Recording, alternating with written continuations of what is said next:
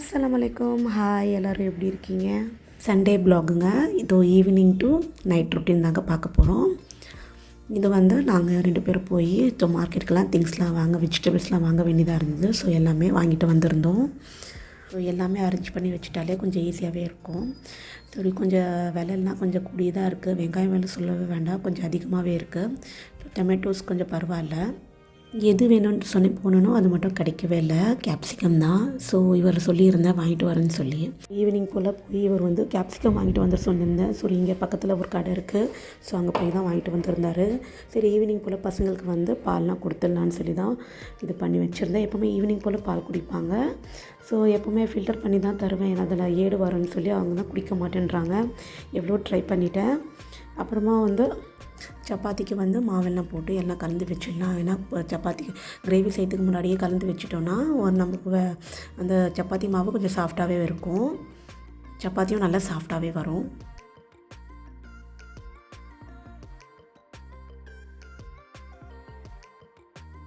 மாவுலாம் நல்லா பிசைஞ்சு எல்லாம் எடுத்து மூடி வச்சு ஒரு ஓரமாக வச்சுட்டேன். ஸோ அந்த கவுண்டர் டாப்பில் மாவெல்லாம் சிந்திருக்கு. ஸோ எல்லாமே க்ளீன் பண்ணி அரேஞ்ச் பண்ணி வச்சுட்டேன். ஸோ இப்போ கிரேவி செய்கிறதுக்கு என்னென்ன இன்க்ரீடியன்ட் வேணுமோ அதெல்லாம் எடுத்து வச்சு அரேஞ்ச் பண்ணிக்கலாம். ஸோ இந்த பன்னீர் கிரேவி வந்து பசங்களுக்கு ரொம்ப பிடிக்கும், எல்லாருக்குமே தான் பிடிக்கும். இருந்தாலும் இந்த மாதிரி ட்ரை பண்ணி பாருங்கள், சூப்பராகவே இருக்கும். இந்த பேக் வந்து பன்னீர் பேக் வந்து 2 தான் வாங்கியிருந்தேன். ஒரு ஹாஃப் எடுத்து பசங்களுக்கு லஞ்சுக்கு பேக் பண்ணி கொடுத்துருந்தேன், ஃப்ரை பண்ணி. இருக்கிறது வந்து பன்னீர் கிரேவி செஞ்சிடலான்னு சொல்லி தான். ஸோ வெங்காயம் வந்து நான் சின்னதாக இருந்தது வெங்காயம். ஸோ மீடியம் சைஸ் 2 வெங்காயம் எடுத்துக்கலாம். ஸோ எல்லாமே தோல்லாம் சீவி எல்லாமே என்னென்ன வேணுமே. தக்காளி கொஞ்சம் அதிகமாக எடுத்திருக்கேன். ஏன்னா இந்த கிரேவி வந்து தக்காளி கொஞ்சம் அதிகமாக தான் தேவைப்படுது. ஸோ ஆனியன்லாம் எல்லாம் சாப் பண்ணி எடுத்து வச்சிடலான்னு சொல்லி தான் ஒன்றா எடுத்து அரேஞ்ச் பண்ணி வச்சுருந்தேன்.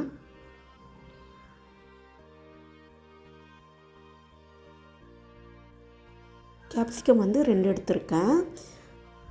ஸோ இந்த மாதிரி கட் பண்ணுங்கள். கேப்சிகமை மேலே கட் பண்ணி கீழேயும் இந்த சைடு கட் பண்ணிவிட்டு ஒரு சைடில் வந்து லைன் போட்டு அந்த ஒரு சைடு கட் பண்ணிங்கனாலே உள்ளே இருக்கிறது இந்த மாதிரி ரவுண்ட் ஷேப்பில் எடுத்துகிட்டு போனீங்கனாலே அது ரொம்ப அழகாகவே வெளியில் எடுத்துடலாம். ஸோ உங்களுக்கு பீஸாக கட் பண்ணணுன்னா அந்த ஸ்கொயர் ஷேப்பில் ஸோ ரொம்ப அழகாகவே வரும். இந்த மாதிரி கட் பண்ணி ட்ரை பண்ணி பாருங்கள். சீட்ஸ்லாம் எடுத்துருங்க, இதுக்கு தேவையில்லை. ஸோ எல்லாமே அதெல்லாம் ரிமூவ் பண்ணிவிட்டு இந்த மாதிரி ஸ்கொயர் ஷேப்பில் கட் பண்ணி எடுத்து வச்சுடுங்க.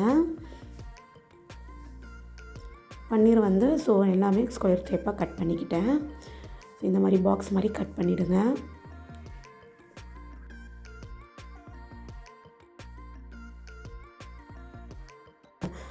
ரெசிபிஸ் இருந்தாலும் எல்லாமே உங்களுக்கு தேவையானது இன்க்ரீடியன்ட்லாம் எடுத்து வச்சிங்கனாலே கொஞ்சம் உங்களுக்கு குக் பண்ணும்போது கொஞ்சம் எடுத்து யூஸ் பண்ணுறதுக்கு கொஞ்சம் ஈஸியாகவே இருக்கும். அதுக்கு முன்னாடி எடுத்து வச்சிட்டிங்கன்னா குக் பண்ணி அப்போவே நாங்கள் கட் பண்ணி எடுத்துக்கிறது கிரைண்ட் பண்ணுறதெல்லாம் வச்சுட்டோன்னா ரொம்ப கஷ்டமாயிடும்.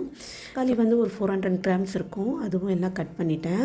என்ன பண்ணிட்டேன், இந்த சாப்பர் எடுத்து எல்லாமே கட் பண்ணி ஃபஸ்ட்டே போட்டுட்டு அந்த பிளைடு மட்டும் உள்ளே வைக்க முடியல சரியா. அந்த ஹோலுக்கு நேராக வைக்கணும் இல்லையா.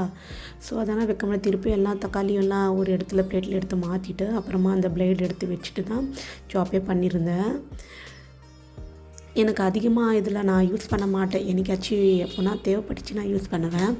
இவர் வேணும்னா இவருக்கு எதுனா ஆனியன் கட் பண்ணும், எதுனா எனக்கு ஹெல்ப் பண்ண நேரத்துலனா இதெல்லாம் எடுத்து கொடுப்பேன். இதில் கொஞ்சம் ஈஸியாக அவர் பண்ணி கொடுத்துருவார். ஸோ இந்த பன்னீர் கிரேவிக்கு வந்து இந்த இன்க்ரீடியன்ட் நீங்கள் ஆட் பண்ணி மசாலா ரெடி பண்ணி போட்டிங்கன்னா நல்லாவே இருக்கும். 2 டேபிள் தனியா, 2 டேபிள் ஸ்பூன் சோம்பு, 2 டேபிள் ஸ்பூன் சீரகம், 4 வந்து காரத்துக்கு வரமிளகாய் ஆட் பண்ணிக்கோங்க. அப்புறமா சும்மா ஒரு 10 பெப்பர், அவ்வளோதாங்க. ஸோ நல்லா ரோஸ்ட் பண்ணிவிட்டு சூடு ஆறின பிறகு கிரைண்ட் பண்ணிவிடுங்க. ஸோ இது பன்னீர் கிரேவிக்கு வந்து கொஞ்சமாக இந்த மசாலா எடுத்து அடித்து வச்சுக்கிட்டேன். ஏன்னா இது தேவைப்படுறதுனால கடாய் எடுத்து எண்ணெய் ஆட் பண்ணிக்கோங்க. எண்ணெய் ஆட் பண்ண பிறகு நான் 2 டேபிள் ஸ்பூன் வந்து சீரகம் போட்டிருக்கேன். ஸோ சாப் பண்ணி வச்சுருக்கேன் ஆனியன். ஸோ எல்லாம் போட்டு டேபிள் ஸ்பூன் உப்பு ஆட் பண்ணியிருக்கேன். ஆட் பண்ணிவிட்டு நல்லா வெங்காயம் வந்து நல்லா வதங்கட்டும். நல்லா வதங்கின பிறகு கொஞ்சம் கலர் சேஞ்ச் ஆன பிறகு 2 பச்சை மிளகாய் போட்டுருங்க. அதுவும் நல்லா கலக்கி விட்டுருங்க. அப்புறமா 1.5 டேபிள் ஸ்பூன் வந்து ஜிஞ்சர் கார்லிக் பேஸ்ட் போட்டிருக்கேன். ஸோ அதுவும் நல்லா வதங்க விட்டுருங்க, நல்லா கலக்கி விட்டுருங்க. ஸோ அதுவும் ஒரு அந்த பச்சை வாசனை பிறகு நல்லா கலந்து, ஸோ நாங்கள் தக்காளி வந்து நல்லா அந்த சாப் பண்ணி வச்சுருக்கோம் இல்லையா, அந்த அதுவும் ஆட் பண்ணிவிட்டு நான் நல்லா கலந்து விட்டுட்டேன். கலந்து விட்ட பிறகு நல்லா அந்த தக்காளியோட ஸ்மெல்லும் அதில் போயிடணும், அந்த பச்சை வாசனையும் போயிடணுங்க. ஸோ நல்லா கலந்து விட்டு ஒரு 10 மினிட்ஸ் ஆச்சு சிம்மில் வச்சு மூடிடுங்க. மூடி வச்சுட்டாங்களே போதும். அது வரைக்கும் நாங்கள் இந்த ஆற வச்சுருந்தேன் அந்த மசாலா வந்து சரி மிக்சியில் போட்டு அரைச்சிடலான்னு சொல்லி தான்.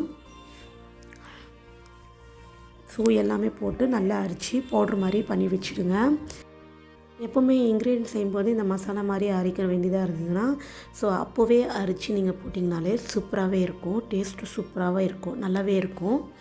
டொமேட்டோ கலர் வந்து தக்காளி கலரும் ரொம்ப நல்லா சேஞ்ச் ஆகிருக்கு, நல்லா அந்த பச்சை வாசனையாக போயிடுச்சு. இப்போ வந்து 1/2 டேபிள் ஸ்பூன் வந்து மஞ்சள் பொடி போட்டிருக்கேன், டேபிள்ஸ் வந்து மிளகா பொடி போட்டிருக்கேன். இப்போ அரைச்சி வச்சுருந்தோம் இல்லையா, அது வந்து 2 டேபிள் ஸ்பூன் போட்டிருக்கேங்க. ஏன்னா அதுலேயே காரம் இருக்குது இல்லையா, அதனால் ரெட் சில்லி பவுடர் வந்து கொஞ்சம் கம்மியாக தான் போட்டிருக்கேன். மோஸ்ட்லி வந்து எங்கள் வீட்டில் வந்து காரம் வேறு கம்மியாக வேறு சாப்பிடுவாங்க பசங்கனால, நான் கொஞ்சமாகவே ஆட் பண்ணிக்குவேன். வேணும்னா நீங்கள் மிளகா பொடி வந்து 2 டேபிள் ஸ்பூன் ஆட் பண்ணிக்கலாம். ஸோ கொஞ்சமாக தண்ணியை போட்டு நல்லா கலந்து விட்டுருங்க. நான் 1 கிளாஸ் தண்ணி போட்டிருக்கேன். அந்த மசாலோட பச்சை வாசனை போகிற வரைக்கும் கொஞ்சமாக உப்பு கம்மியாக இருந்தாலும் நான் கொஞ்சம் உப்பு ஆட் பண்ணிக்கிட்டேன்.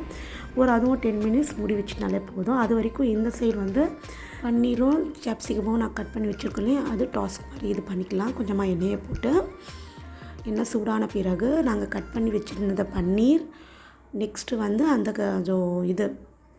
கேப்சிகமும் பன்னீரும் ரெண்டுமே ஆட் பண்ணிவிட்டு நல்லா கொஞ்சம் வறுத்து எடுத்துக்கலாம் எண்ணெயில். ஸோ ஏன்னா என்னுடைய பேன் வந்து கொஞ்சம் சின்னதாக இருக்கிறதுனால அது இது பண்ண முடியல, நான் ரெண்டுத்துமே ஆட் பண்ணிட்டேன். நீங்கள் வேணால் கொஞ்சம் பெரிய பேனாக எடுத்துக்கோங்க. கொஞ்சமாக உப்பு நான் தெளிச்சிட்டேன். இந்த மாதிரி எங்கள் அம்மாங்கெலாம் இந்த மாதிரி தான் கையாலேயே கரெக்டாக அளந்து போட்டுருவாங்க, கரெக்டாக இருக்கும் உப்பெல்லாம். அப்போது எங்கள் அம்மாலாம் சமைக்கும் போதெல்லாம் நான்லாம் ஸ்பூனில் எடுத்து அளவு போட்டாலும் ஒரு 2-3 வாட்டி நான் டெஸ்ட் பண்ணி பார்த்து தான் உப்பை ஆட் பண்ணுவேன். ஸோ கொஞ்சமாக உப்பு, அப்புறமா நாங்கள் அரைச்சி வச்சுருக்கோம்ல அந்த மசாலா, கிரேவியோட மசாலா, ஸோ அது ஒரு டேபிள் ஸ்பூன் இதில் ஆட் பண்ணி வச்சுருக்கேன். ஸோ இதில் நல்லா இது பண்ணி கலந்து விட்டுருங்க. அந்த பன்னீரை வந்து ரொம்ப கலக்கி விட்ட வேண்டாம், ஏன்னா பன்னீர் வந்து சாஃப்டாக இருக்கும். அதுவும் அந்த மாதிரி ஃப்ரை பண்ணி விட அது இன்னும் சாஃப்டாகிடும். அதனால் கொஞ்சம் பார்த்து, ஏன்னா அது ரொம்ப உடஞ்சிட போகுது, அதுக்காக தான். அப்புறமா ஒரு சைடில் வந்து கிரேவியும் நல்லா அந்த ரெடி ஆகிடுச்சிங்க, எண்ணெயும் நல்லா பிரிஞ்சு வந்துருந்தது. அப்புறமா இது ரெண்டுமே நாங்கள் ஃப்ரை பண்ணி வச்சுருக்குது, இதுவும் ஆட் பண்ணிக்கலாம். அதில் ஆட் பண்ணிவிட்டு நல்லா கலந்து விட்டுருங்க. கீழேருந்து மேலே அந்த மசாலா அந்த கிரேவி அப் அண்ட் டவுன் பண்ணிட்டு விட்டுருங்க. நல்லா பண்ணி விட்ட பிறகு அந்த கிரேவியில் வந்து இந்த பன்னீரும் கேப்சிகம் நல்லா மிக்ஸ் ஆகணுன்னா அந்த டேஸ்ட்டு சூப்பராகவே இருக்கும். நான் ஒரு 1/2 கிளாஸ் வந்து தண்ணியை கொஞ்சம் ஆட் பண்ணியிருக்கேன், ஏன்னா அந்த கிரேவி அந்த இன்னும் கொஞ்சம் ஒரு 5 மினிட்ஸ் அதில் வேகணும் இல்லையா, அந்த மசாலாலாம் ஊறணும் இல்லையா அதில். ஸோ அதுக்காக தான். அப்புறமா லாஸ்ட்டில் வந்து இது க்ரீம் நான் ஆட் பண்ணியிருக்கேன். ஒரு 3 டேபிள் ஸ்பூன் இருக்குங்க க்ரீமு, ஃப்ரெஷ் க்ரீம் ஆட் பண்ணிவிட்டு அப்புறமா கொத்தமல்லி தூவி விட்டுருங்க. ஸோ எல்லாம் போட்டு கலந்து விட்டுருங்க. கலந்து விட்டு ஒரு 5 மினிட்ஸ் மூடி வச்சாலே போதும். ஸோ சூப்பரான கிரேவி. உப்பு மட்டும் லாஸ்ட்டில் செக் பண்ணி பார்த்துக்குங்க. உப்பு வந்து கொஞ்சம் கம்மியாக இருக்கனால கொஞ்சமாக ஆட் பண்ணிவிட்டு அப்புறமா அந்த அரைச்சி வச்சுருக்கோம் பாருங்கள் அந்த மசாலா வந்து கொஞ்சமாக 1 டேபிள் ஸ்பூன் வந்து நான் ஆட் பண்ணியிருக்கேன். அப்புறமா கொஞ்சம் நேரம் மூடி வச்சுருங்க ஒரு 5 மினிட்ஸு. ஸோ சூப்பராகவே இருக்கும். இந்த மாதிரி ட்ரை பண்ணி பாருங்கள். ஸோ இந்த சப்பாத்தி கூட நல்லா கலந்து விட்டுருங்க.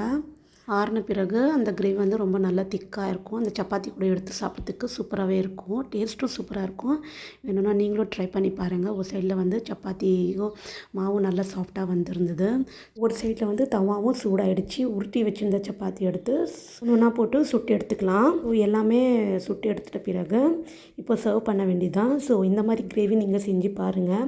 ஸோ டேஸ்ட்டும் சூப்பராகவே இருக்கும். இந்த மாதிரி எல்லாம் சாப்பிட்டு முடிச்சுட்டு சூப்பராகவே இருக்குன்னு சொல்லியிருந்தாங்க. பசங்களுக்கும் ரொம்ப பிடிச்சிருந்தது. வீடியோ எண்டு வரைக்கும் வந்தாயிடுச்சு. ஸோ டைம் கிடைக்கும்போது வீடியோவை பார்த்து எனக்கு சப்போர்ட் பண்ண ட்ரை பண்ணுங்கள். ஸோ உங்களுக்கு பிடிச்சிருக்கும் நம்புகிறேன். ஸோ இதே மாதிரி சப்போர்ட் பண்ணிடுங்க. இது வரைக்கும் என்னுடைய சேனலை பார்த்து சப்போர்ட் பண்ண எல்லா சப்ஸ்கிரைப்க்கு ரொம்ப பெரிய தேங்க்ஸ்ங்க. ஸோ தேங்க்யூ ஃபார் வாட்சிங்.